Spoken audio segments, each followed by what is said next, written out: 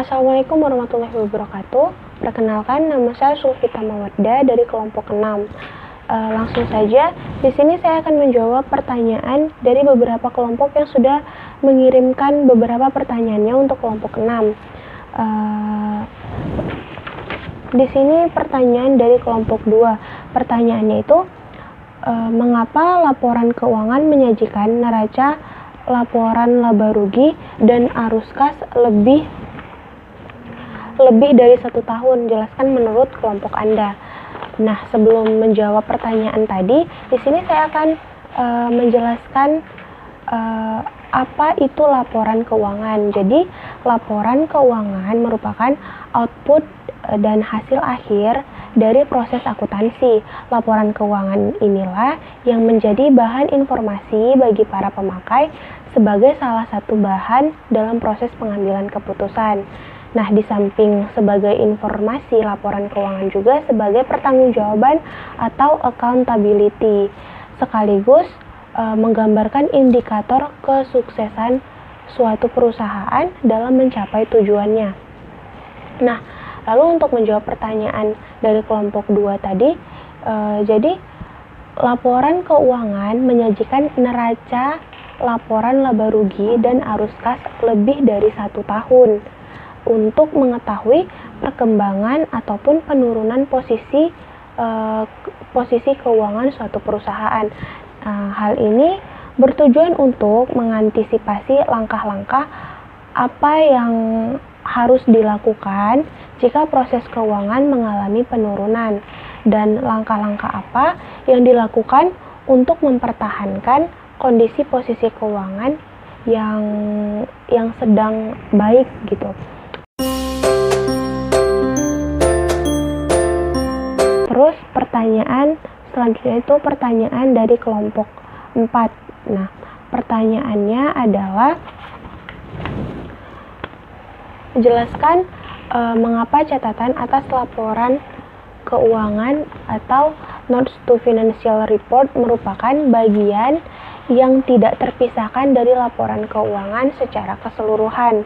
Nah, jawabannya itu, catatan atas laporan keuangan adalah catatan tambahan dari informasi yang ditambahkan ke akhir laporan keuangan untuk memberikan tambahan informasi kepada pembaca dengan informasi lebih lanjut.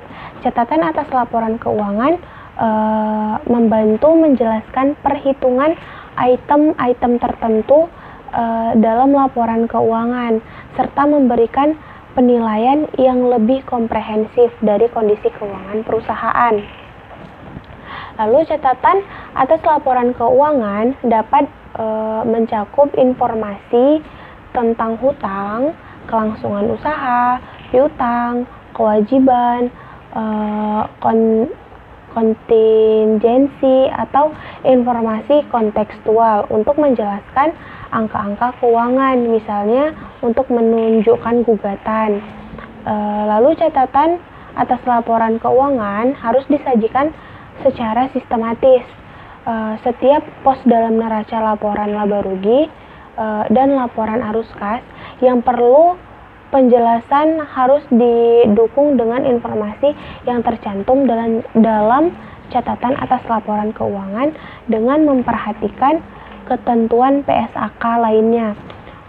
Catatan atas laporan keuangan bank mengungkapkan tetapi tidak terbatas pada hal-hal yang telah tercantum di paragraf 106 sampai dengan paragraf 133. Baik, sekian penjelasan dari saya. Selanjutnya akan dilanjutkan oleh teman saya. Saya akan menjawab pertanyaan dari kelompok 10. Pertanyaan dari kelompok 10 yaitu, jelaskan perbedaan penilaian persediaan dan piutang dalam neraca menurut SAK, dan apakah konsekuensi ketentuan tersebut dalam pencoretan persediaan dan piutang. Jadi, perbedaan penilaian persediaan dalam neraca menurut SAK terdapat beberapa poin.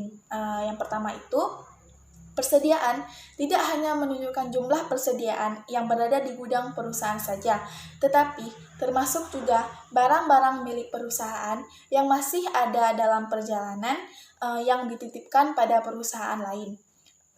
Dan yang kedua, kesalahan penyajian dalam persediaan akan mengakibatkan kesalahan dalam laporan keuangan. Yang ketiga, persediaan sebagaimana dengan aktiva lain akan dicatat sebesar harga perolehannya. Yang keempat, beban periode tidak boleh dikapitalisasi dalam persediaan. Dan yang terakhir, potongan pembelian harus dilakukan sebagai pengurangan dari pembelian, tidak dicatat sebagai pendapatan lain-lain. Sedangkan menurut SAK, piutang usaha disyaratkan untuk disajikan secara wajar dalam neraca keuangan perusahaan yang digolongkan ke dalam aset lancar. Semua piutang dinilai dalam jumlah yang mewakili nilai sekarang dan perkiraan penerimaan kas di masa yang akan datang. Jadi untuk konsekuensinya yaitu kerugian yang terjadi harus dipastikan dengan diperkuat oleh putusan pengadilan atau atasan lain yang lebih kuat, dan penjualan kredit mengakibatkan timbulnya resiko piutang tak tertagih. Saya Nurashifa Maharani dari kelompok 6 akan mencoba menjawab pertanyaan dari kelompok 8 dan kelompok 12. Pertanyaan pertama dari kelompok 8, seperti apa keadaan dari informasi material dalam laporan keuangan yang dapat mempengaruhi keputusan pengguna laporan keuangan? Jawaban dari kelompok kami yaitu, materialitas tergantung pada sifat atau besarnya informasi yang lalai atau gabungan keduanya. Sebuah entitas menilai apakah informasi baik secara individual maupun kombinasi dengan informasi lainnya adalah material dalam konteks laporan keuangannya secara keseluruhan. Faktor lain yang harus juga diperhatikan dalam proses pengambilan keputusan yang berkaitan dengan keadaan informasi material dalam laporan keuangan dapat dilihat dari segi sifat, yaitu yang pertama, faktor yang menentukan perhitungan net income. Yang kedua, sifatnya tidak biasa atau luar biasa. Yang ketiga, kontingensi terhadap suatu kejadian dan keadaan. Yang keempat, dapat ditentukan berdasarkan faktor dan kejadian yang ada. Yang kelima, diharuskan oleh undang-undang dan peraturan. Selain itu, juga dapat dilihat dari segi jumlah dihubungkan dengan angka tertentu, yaitu yang pertama, laporan keuangan secara keseluruhan. Yang kedua, total perkiraan-perkiraan yang dibentuk dari perkiraan yang terpisah. Yang ketiga, pos-pos yang berhubungan. Yang keempat, jumlah yang diperoleh dari pos yang sejenis tahun yang lalu atau jumlah yang diperkirakan di masa yang akan datang.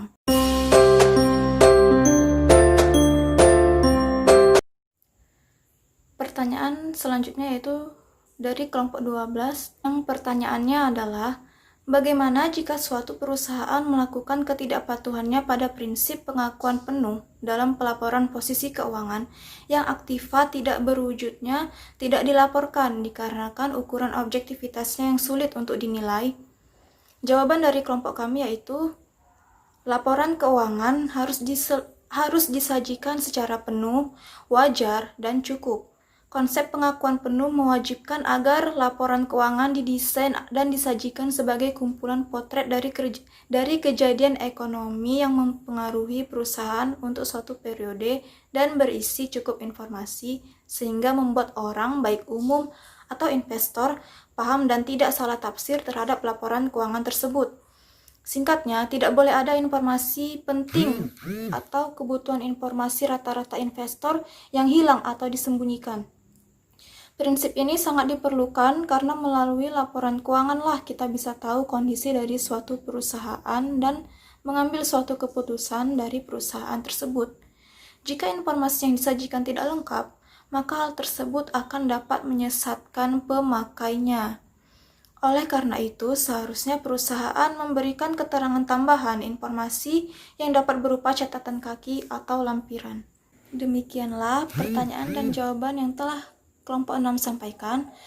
Apabila kami ada yang kurang, kami mohon maaf. Terima kasih. Wassalamualaikum warahmatullahi wabarakatuh.